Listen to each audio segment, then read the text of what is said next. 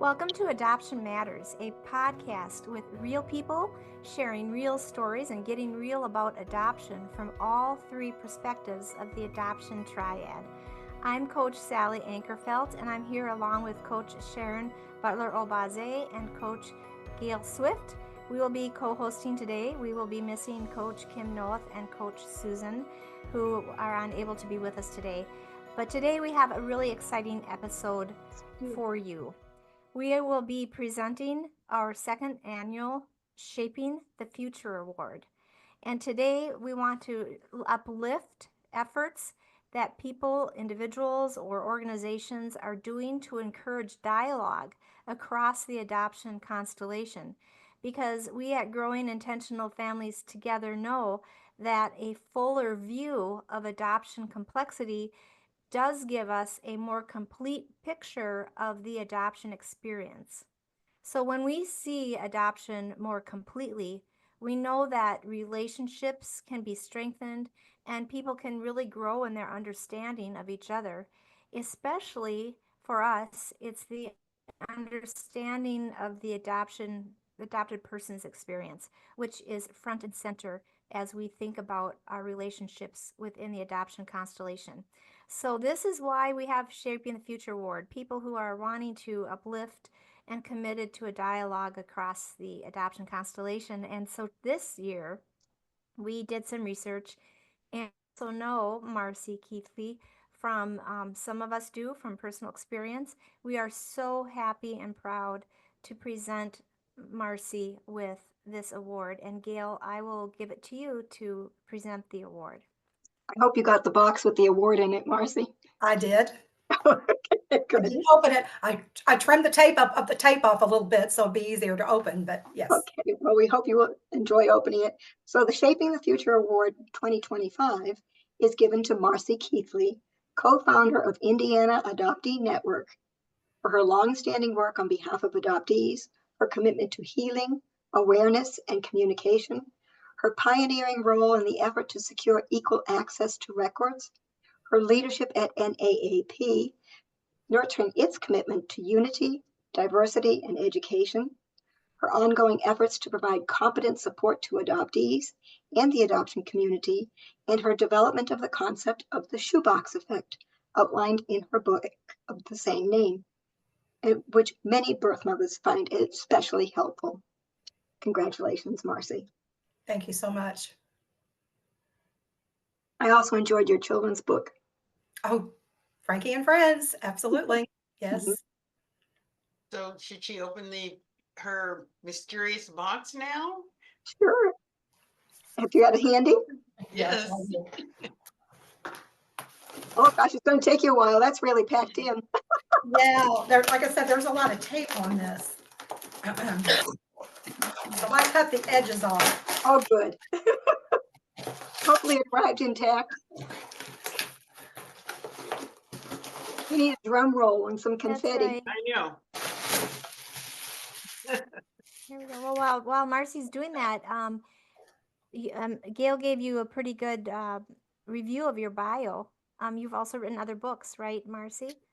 Yes. Transforming pain into fortitude and purpose. You're working on another memoir.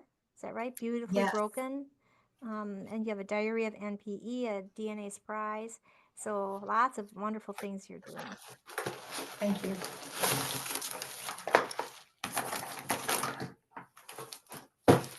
Okay. Let's get through the paper. Lots of recycled packing material, Marcie. Oh, this is cute. Yay, she's almost there. Yeah. There. Can you see that? I love that.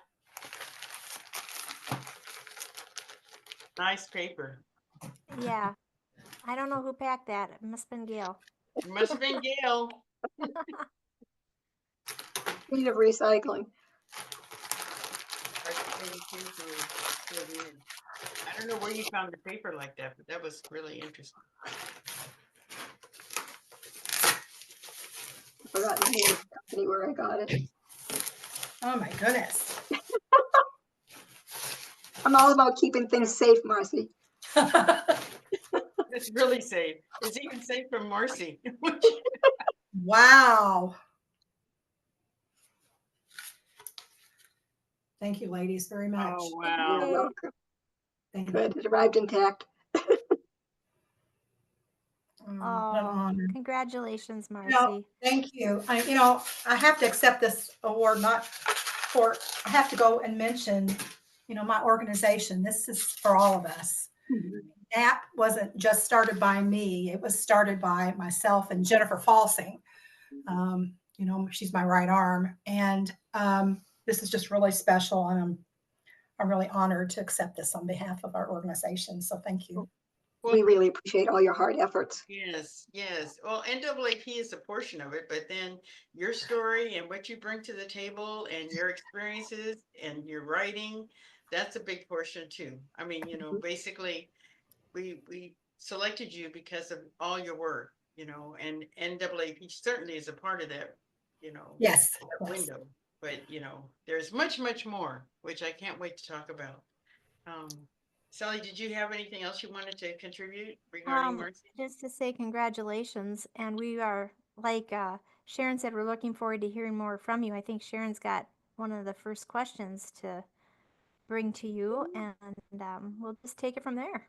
Okay, well, I'd be slighting myself if I didn't ask you about the tentacles. Why don't you tell us where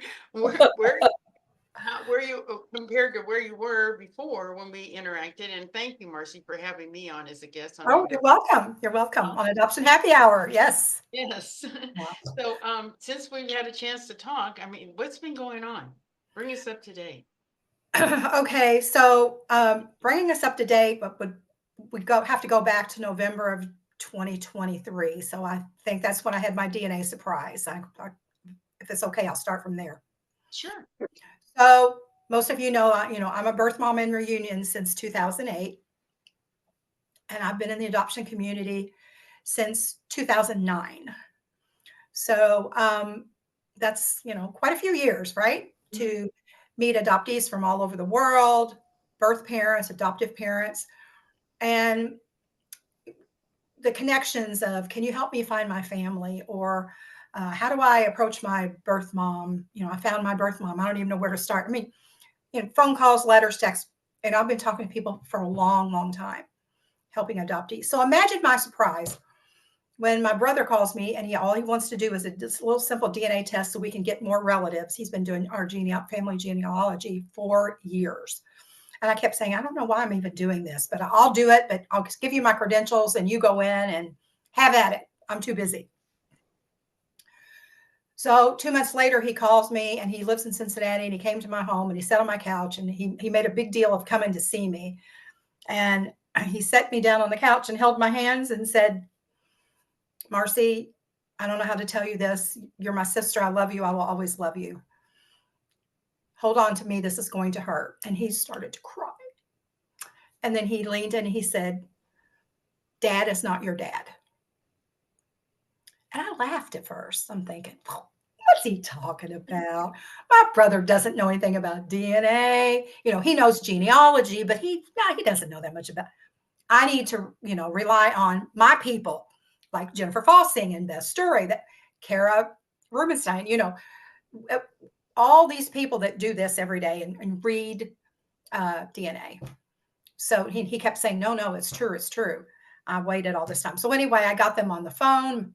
I got Jennifer and Beth on the phone. We got Kara on and they looked at it and they all said, your brother's right. Your dad is not your dad.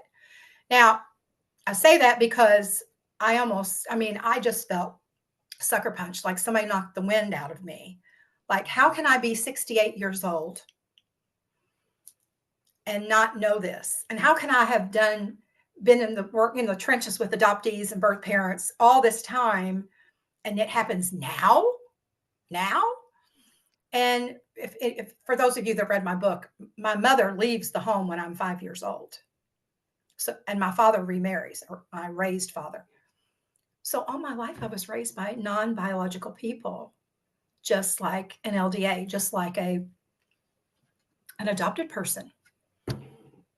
And it was just surreal. I just didn't know. So anyway, The DNA angels helped me find, fast forward, the DNA angels helped me find my birth family. The last name is Steele. They're from Eastern Kentucky. And I didn't know how to approach them. Again, remember, I've had access to all the resources, all the networking, all these therapists and counselors, and I've had all the access. So somebody like me should really be prepared for this, right? And I was not. Not be prepared for something like that. So here's where the story gets tricky. So I was acting like a crazy person. I have to admit it. I was talking crazy, and my birth father was a doctor, and my brother is a doctor, and everybody has PhDs and just all over the place. And I had a brother and sister out there, and I was going to just show up at my brother's practice because I didn't know any other way I was going to set an appointment, go in and be a patient, say hi. And one of my dear friends, I was telling him, he was with me through all this, and he said, Marcie, you can't do that. You need to get centered and anchor yourself and calm down. And he said, get on a plane, go down to Florida, sit on the beach, recenter yourself, re-anchor yourself, take some time for you, stay away from social media, He said that several times, email, and concentrate on you. Mm-hmm. Come back, we'll come up with a plan, and we'll go find we'll approach your family. So I did just that. So I'm being good, and I'm on my way to the Keys, and this ding happens on my phone, and I could hear him going, don't look at it, don't even answer it. And something said I needed to, and I opened it up, and this lady said, hi, my name's Beth. You don't know me. I live in Pennsylvania. And she said, my mother just passed away, and I found a letter, and in the letter it said that Dad was not my dad. And I was hoping you could help me. You were referred to me. Now that in itself isn't too odd, right? Because I do get requests like that. I've had plenty of requests of that nature, but the timing seemed a little strange because here I am trying to take care of myself, and this happened. And then she said this. She identified the birth father in her letter, and he is your ex-husband. I had to let that sink in. What are you talking about? So again, going back to the shoebox effect, for those of you that know my story, I married the birth father 30 years later, and we all go on a search for our daughter, and we get reunited on Father's Day, 2008. So he had fathered a child before he even met me. So this daughter was my surrender daughter's half sister. Wow. But what are the odds? I mean, think about that. Complicated. Think about the timing of that. How she got a hold of me, and anyway, all of that. So it was just crazy. So there's that. Then I get home, and of course, again, fast forward, I contact my birth family, and my sister, my new sister, reads my book, and she calls me one day, and she said, I don't believe you wrote this book. She said, it was great. And she was going on and on about it, how she didn't want secrets anymore. She says, let's air out all the Steele family secrets. She says, I've got one to share with you. I'm a birth mother too. I surrendered a baby when I was 18 years old. Okay. Wow. That's 2, right? Then she looks at my new niece, and she says, and while we're just getting all the secrets out, I might as well tell you, your dad's not your dad. You still with me? Are you confused yet? Well, which dad is not your dad now? So we get a DNA kit for my niece. Yes. And she finds her dad. Okay. And there's one more, but I can't say it just in case this would get in the hands of wrong ears, but there's one more. So we are all these connections from a simple DNA test from 2023. And all of a sudden, all these lives are changing. These tentacles, they just keep growing, and we're finding out more and more. And like my niece, she found out that she's related to, she found her dad. She's already met her dad. And one of the girls who's her good friend is like her cousin or half cousin now. They've known each other all their lives. Oh, jeez. It just keeps, I mean, how does this happen? And how do you, again, how does one move forward? I mean, backing up for me, I mean, I'm looking in the mirror going, who are you anymore? I mean, I look back at my life and I look at my father, my raised father, he's deceased. And I found out the whole story. My brother came up with some other information. I just, it took me a while to just keep telling myself. Cara always kept saying, Marcie, just keep looking in the mirror and saying all the things that are true about yourself, and quit looking for, going the other direction, because you can easily go down the rabbit hole. Right. And it's been very difficult for me. And even though I'm in reunion with my new family, they're all died off except my brother, sister, and my niece. It's a very small family, but we've become very close. I lost a whole life, a lifetime with this family, and grandparents and great grandparents, and they had businesses. And my great grandmother, her first name was Pocahontas. And I mean, it just goes on and on. It's just really cool. But I'm having a hard time just moving through this. So just when I thought I had healed or was in a good place with my adoption story, even though it was very, very bittersweet and very sad, I thought I had reached a place of acceptance and moving forward. I get this surprise, and now it's just turned my world upside down. And I've talked to Jennifer, and I've talked about this, I don't know how many different times. I said, I think I just need a little sabbatical and to take care of me. And, Happy Hour, we're in our 5th season of Happy Hour. And that started with COVID. Yes. Back in COVID, we were having a conference and we had to cancel it, and we wanted to get everybody together. And that's how Adoption Happy Hour was birthed. And then it ends up, we thought it was just going to be for a little while, and it ends up becoming one of our signature programs. And that's the sharing of story. And I'm a big proponent of that. We cannot just not share our stories. There's so much power there, and there's so much healing in story. And we never want to discount that for a minute. And that's what Adoption Happy Hour has done. We have built a huge network, an international network of adoptees and birth parents and adoptive parents, from authors and musicians to painters. We've done Tai Chi, we've done yoga, we've had, live musicians on, we've done readings, we've laughed and cried together and drank together, and it's just been an amazing journey. But I felt in the last couple of months, I finally had to raise my hand and say, I have to take care of Marcie right now. And it was really hard for me to do, because I sat on this for a long time. When do you step back a little bit and take care of yourself? The work's important. The work has to continue. But once your coffee pot's exhausted, what else do you have to give? You can't pour anything else out of it. And I was encouraged by Dr. Joyce to, I went to her as, for counseling, and she's just such a dear friend. And she mentioned that to me. She said, Marcie, you're never going to leave the adoption community. But you have to take care of yourself. Do not be afraid to step back.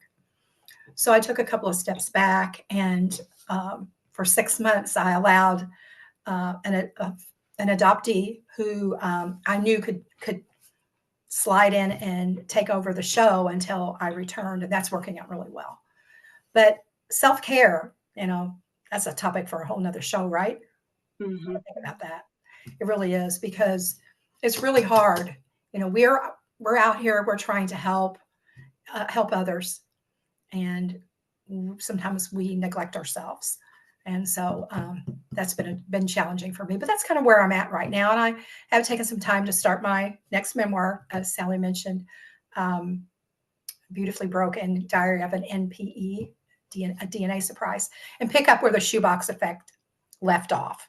Because, since the shoebox effect, we evolved from Indiana Adoptee Network to the National Association of Adoptees and Parents.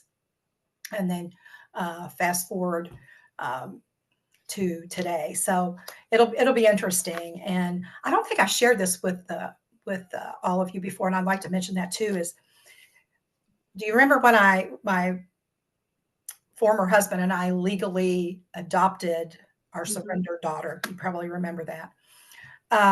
She had 5 children, and it was very difficult. And the kids were all girls were she surrendered 2, and we took 3 of them. And then when we got divorced, the 2 of them they stayed with me, and I have legal guardianship of the last one. And she's just getting ready to turn 18. So those 2 have been with me as part of their teenage years. So Alyssa graduates next year. I've had a full plate. I've had a full plate. So I've had the girls, and my daughter is still, my surrender daughter is still on the street. And there's nothing I can do there. Just pray. So I could just take a little moment there for questions or where I'm at so far. Of all the things you mentioned, I wondered what in the whole timeline would you have changed if you had the chance to change it? Oh, I don't think I would change anything, to tell you the truth. I'm a firm believer, and I wrote a poem about this. I'm a firm believer in we are where we are in our lives because of the choices that we've made. And if we could go back, what would happen? I am who I am because of this. So I don't think I would change anything. Except, maybe the fact that getting pregnant as a young girl,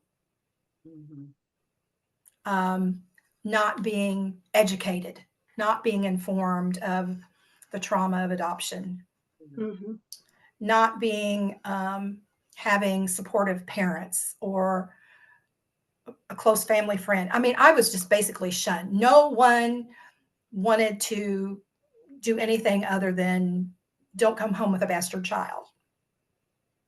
No one asked me how I was feeling. No one really cared to know. It was just like the elephant in the room was there all the time, and no one wanted.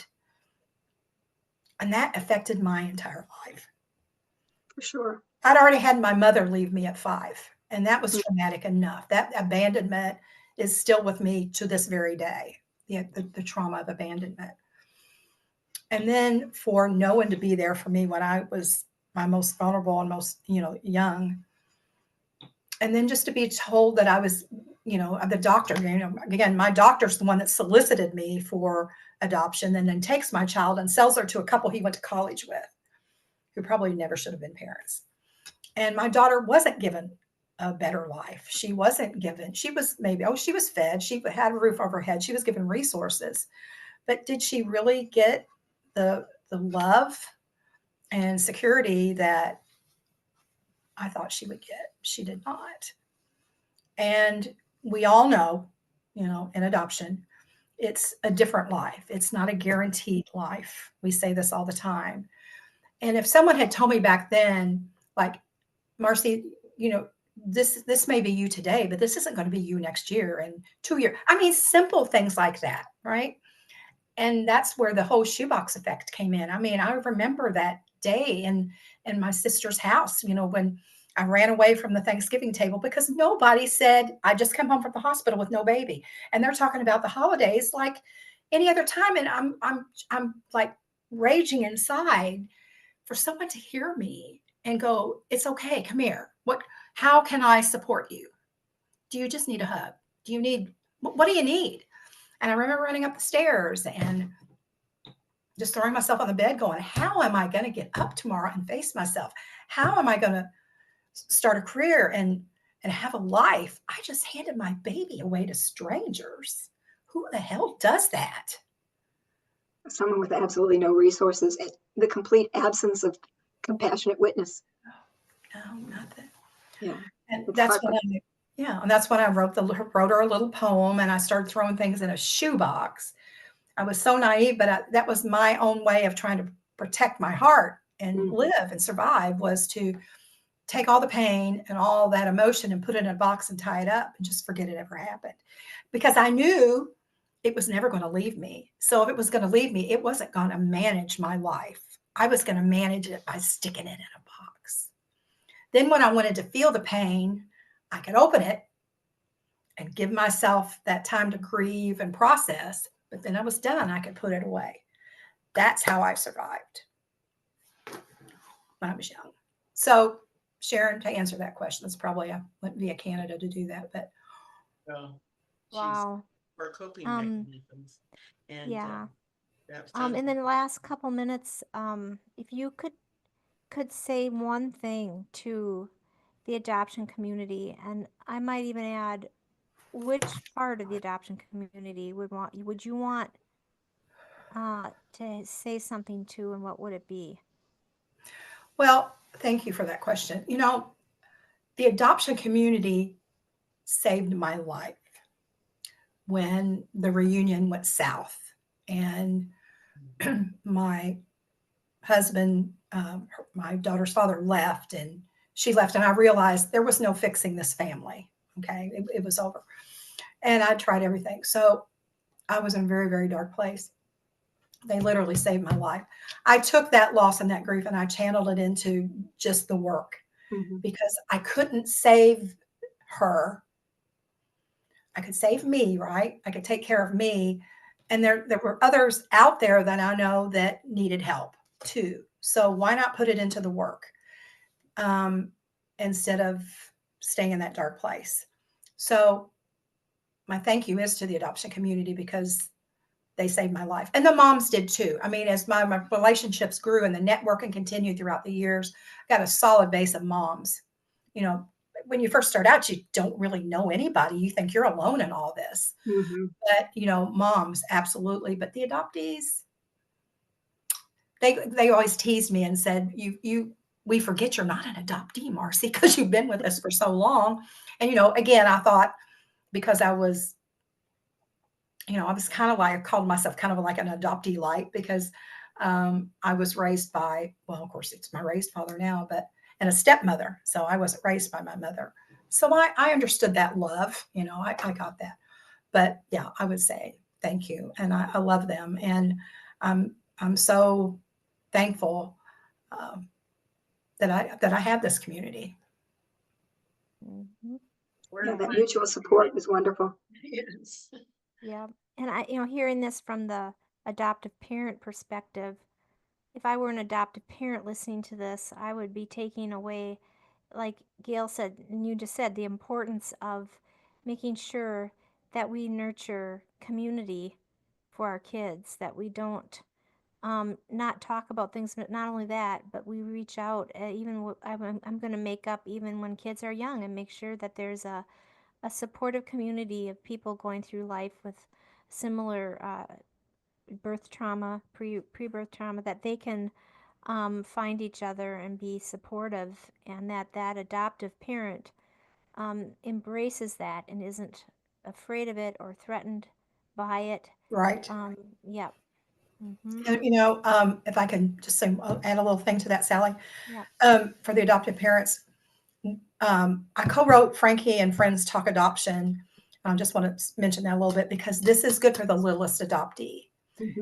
It's made so the adoptive parents can sit with a child, and he's just this funny little character. He doesn't look like anybody. He just looks like himself.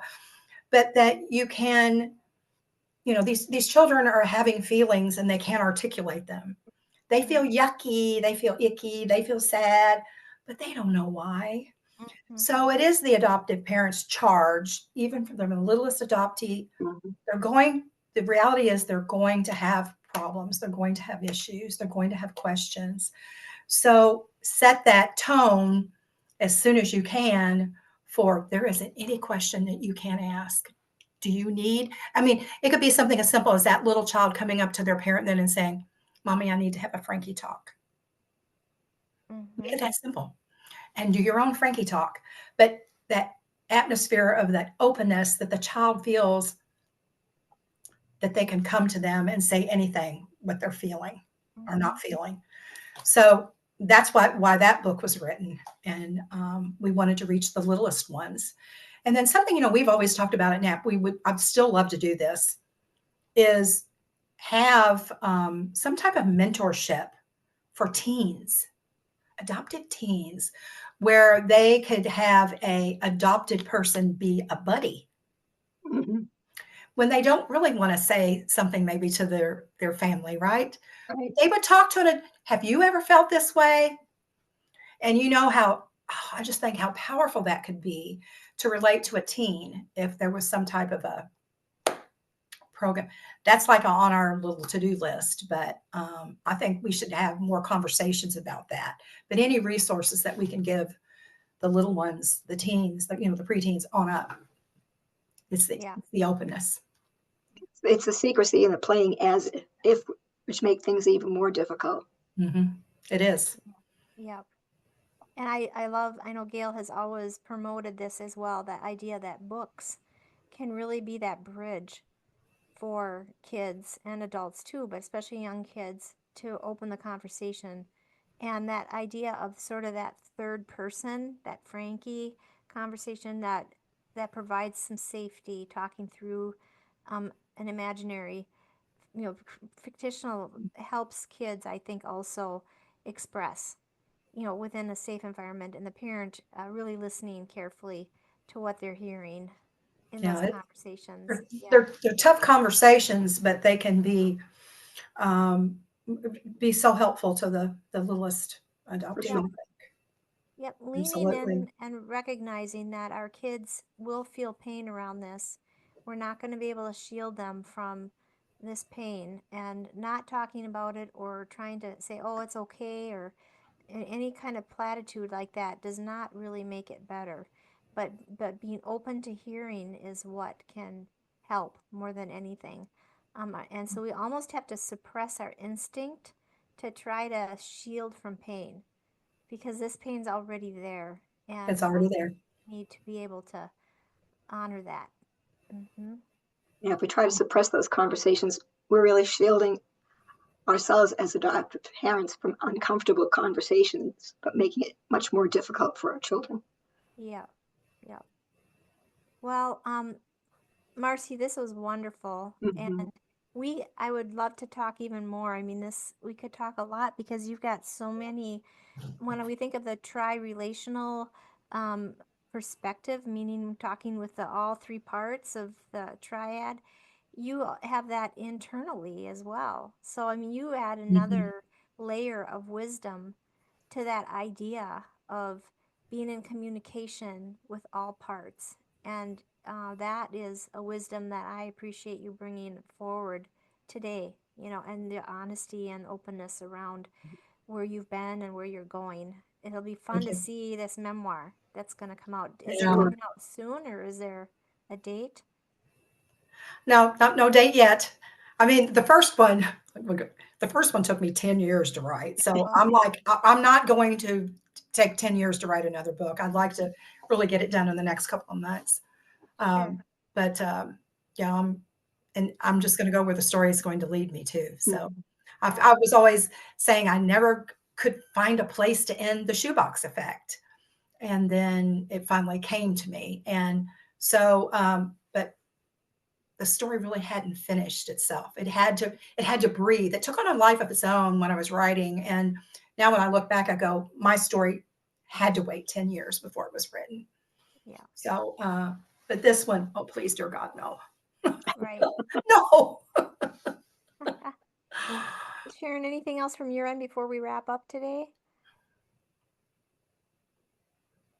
Sharon, anything? Oh, I'm sorry. I can barely hear. Okay. Turn up mine. Yeah. Anything from you before we wrap up?